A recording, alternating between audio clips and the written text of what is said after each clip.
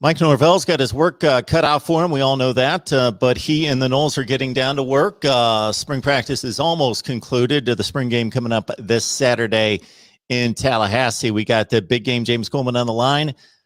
Former Florida State fullback there in 2002 through 05, joins us on a regular basis on our Florida State show on Wednesday night. You got to join him in particular on Fifth Quarter College Football, Sports Den, and also 36 Degrees podcast that just launched here recently. So we'll get the banner up. You can get all those platforms for James and track him there. The reason we got James on today is had an opportunity to interview the head coach this week, Mike Norvell. So, James, I just listened to it myself. A lot of good stuff there. Just wanted to get your take. We're going to leave the link to the conversation down below in the description section. So everybody head on over, grab the link, listen to the conversation James had with Coach Mike Norvell. But I want to get your take because we got to read between the lines to a certain extent, and you can do that better definitely than most. So right out of the gate, you asked him about identity, or maybe your co-host asked him about identity. And that's one of those buzzwords we throw around in the media, identity. And for me, on the field, there are teams with identity. Wisconsin's an easy one to tap. They got an identity in terms of playing football. I think it gets thrown around from a football standpoint, but also from a locker room standpoint, you want an identity. So what does that mean to you? And is this team in any way starting to show one?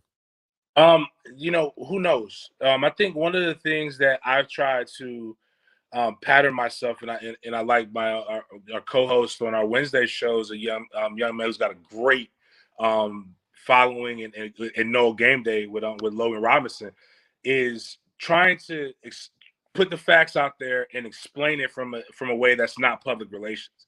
Seminoles.com is FSU's public relations arm. They do a phenomenal job of making sure the university is painted in the best way that they need to, and it should be. That's what the university's job is to do. Us guys who are in the media and we run what they call independent fan sites, like me with Fifth Quarter, which is not just FSU, but numerous schools. Fifth Quarter FSU is one of our more popular ones. Our job is to just tell what's going on, and right, wrong, or indifferent. And I think we've painted and we've used words like identity, and we've pitted against who the people were. I tell people, and we're going to talk about this guy later, I have loyalty to only one coach, and that's Bobby Bowden. That's who I played for. That's who recruited me to Florida State. That is who is Florida State football. That is what our identity was. Outside of that, my loyalty lies to the program. So whether if it's Willie Taggart, I'm behind him, want him to win. I have my feelings about why he got fired a little early, but he didn't do anything to keep his job. I can tell you that. We can all agree to that. My loyalty is not to Mike Norvell. My loyalty is to the head coach, but that could be me in 10 years. That could be Deion Sanders next year. Who all knows? But my loyalty is to see FSU not go 3-6.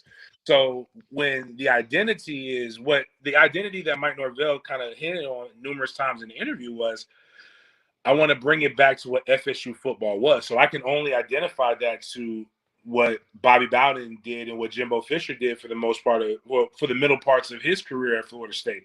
That's elite level athletes going out there and making statements, punished on defense, defenders punishing people on offense, big time plays.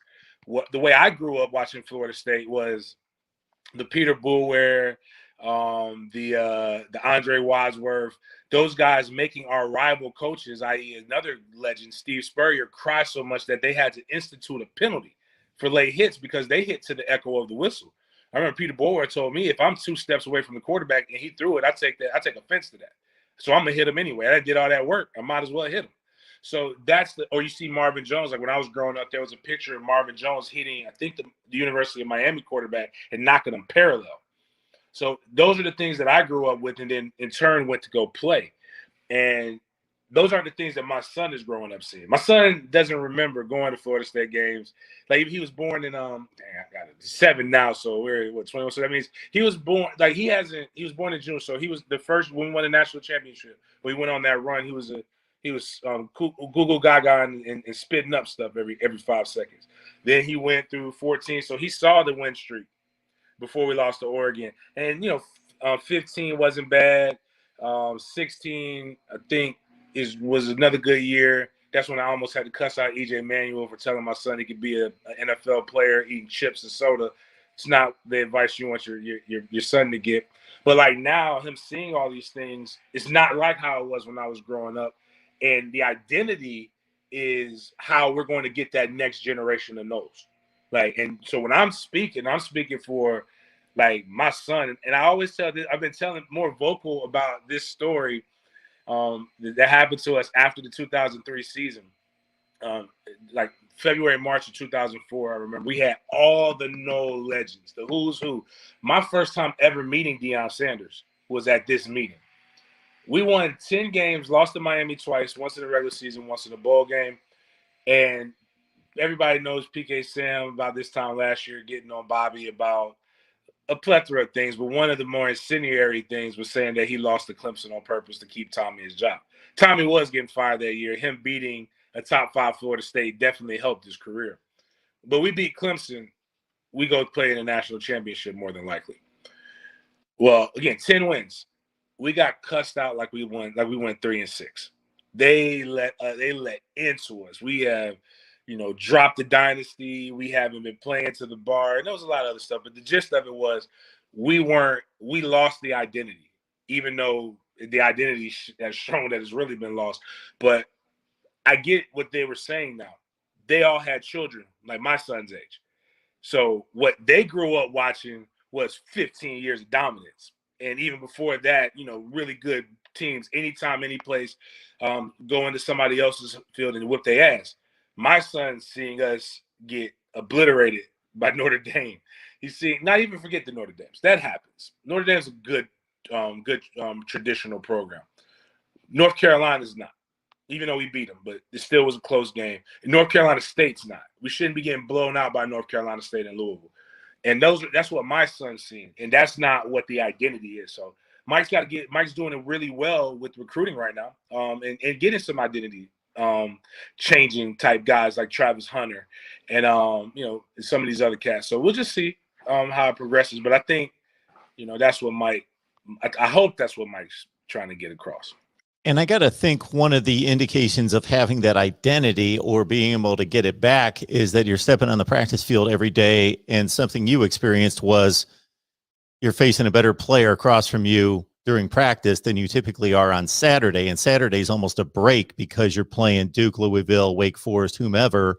And it's not anything close to what you had to face every day. And that's not necessarily been this team for the last 3 to 4 years. Yeah, just to give an idea of like what it used to be like when I would come in. We would have a breakdown, right? On Monday's practice, we practice at night, but about 5 o'clock we go in the coach's meeting room. And we would have I don't even know what they got now, but we would have the projector screen. And they would put the little plastic thing in, and it's showing the 2 deep roster, but pictures of the starting 11. And for most of the teams that we played that weren't the University of Miami, and even Florida to a certain extent, but definitely Miami had 11 cats on the field. Most of them had, 1 or 2 guys that were on part of what we practiced against. And, E.J. Henderson for the University of Maryland, who was in 2nd round pick, I think, to the Vikings.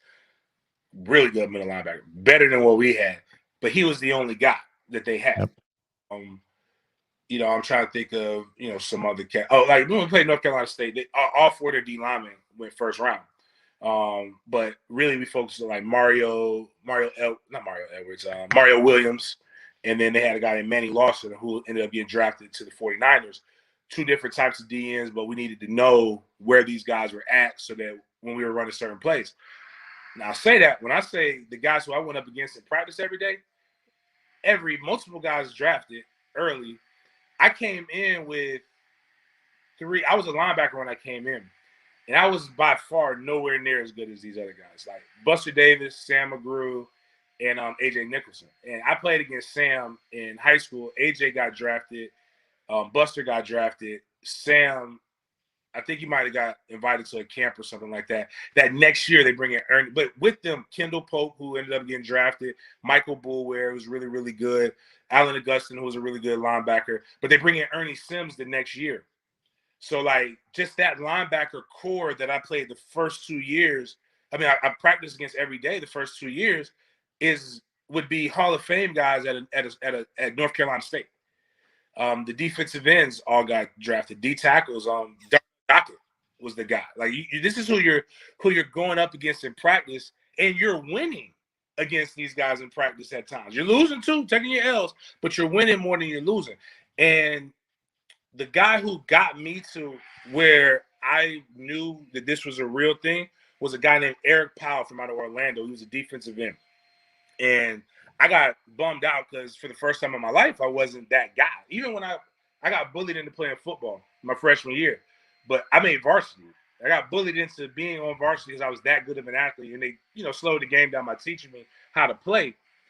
But I had never not like been good, and I was on practice squad, and Mickey Andrews ran a hellacious camp. It definitely just is not like kids couldn't take it these days. What was said and how the fast pace is going. But EP saw that I wasn't getting him right, and this is identity right here. This is what EP told me. He said, "I know what you're doing, and it's not gonna work. If you don't go out there and make me better by coming at me full speed, I'm gonna make it my personal mission to give you a concussion every day." Now, preferably, I went out there and did what I needed to do, and then I ended up getting put in the 2 deep and playing. But we know the after effects of concussions now ain't very fun.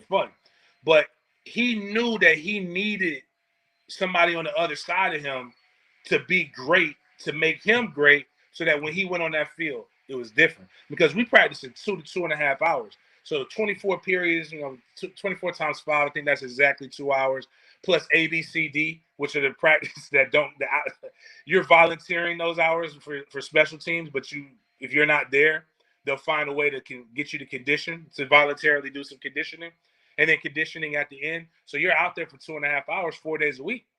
So let's just say, what is that? That's 10 hours in the hot Florida sun.